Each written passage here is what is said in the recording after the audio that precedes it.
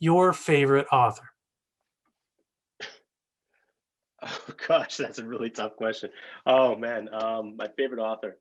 Um, I'm not quick with answers. That's really tough. I would say my favorite novelist is Graham Greene, so I'll just go with that and leave it at I that. love it. Graham Greene. Graham Greene, check it out. The most influential piece of nonfiction that you've read in your life. Oh goodness, most influential piece of nonfiction that I've read in my life. Oh, Oh, I mean, that's what I read so much of it. And I'll say Tim O'Brien's the things they carried is a book I've read several times. It's about the Vietnam War, and I think that the storytelling in it is something that just completely captivated me. Although I believe part of that book might be fictionalized. Anyway, that's something that came to my mind. So Tim O'Brien's the things they carried is something everybody should read. thanks. And I'll let that go if there's a little fiction in there. Okay. What's your favorite sports book all time, fiction or nonfiction? It's Open by Andre Agassi Oh, is my favorite sports book for sure. I mean, it's a sort of the model in which I've taken through the books that I've written with with athletes. That book was written with J.M. Moringer, who's an incredible sports journalist and wrote a bunch of things. He's not even on the book, but he's the one who wrote it with Agassi. And it's in terms of cracking open an athlete's mind and getting into the substance of what's there, that book does it better than any book has, in my opinion. hey, just curious, who was your favorite player growing up? It was Patrick Waugh when I was young because I was a goalie. So Patrick Waugh was I idolized him. Hey, nice. Hey, if you could have a ticket in your hand to see any game tomorrow, if you could dream it, you could go. What would you go see? What are you missing the most? Oh, that's a good question. Man. These are harder than the other questions you were asking me before. Any event that I could go and see right now, I would. That's a great question.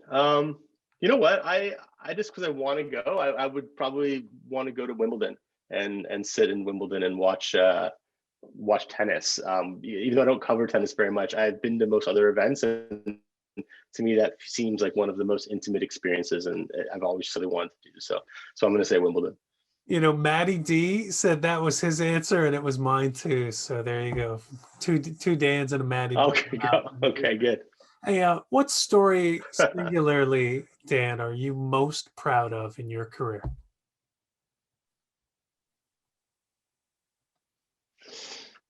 Hmm. That's a great question.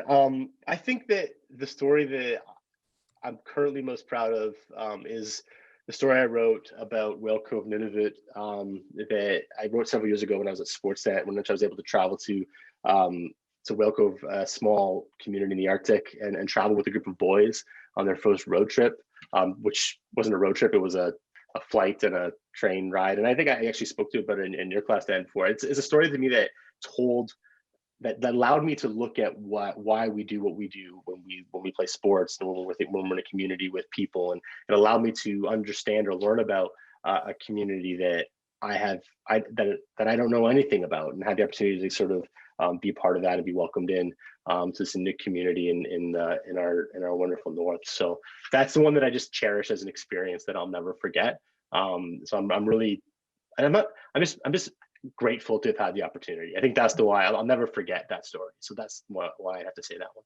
You know, I love it. We're all leaving here with a great reading list to take with us. So, last question for you. It's a two-parter, and I'm holding you to this, Dan. 5 words or less. Okay. So, if you, or you could do a haiku, but really 5 words is what we're looking for here. What is the single most rewarding part of the work you do as a teacher?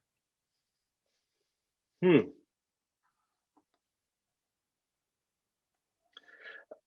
I think it's seeing the the work of my students afterwards and hearing from them saying, you're hearing back saying, I'm doing this now, and I learned this in your class, and just seeing them be excited about the industry. So I mean, I'm always happy when I read a story and I see someone sort of connected with the ideas that we're talking about, and they're engaging in the class. I mean, that always lights me up. But then to see students go on and to be able to use what we've talked about, and to be able to, to reach back and say, hey, you had an impact on me in some ways, it's just really meaningful. And I think any educator would sort of know that feeling. It's hard not to smile when you read that. And I've had professors back from when I was in university studying Jane Austen in in romantic literature, and that professor, whenever he comes to Toronto, I still have a beer with, even though we don't.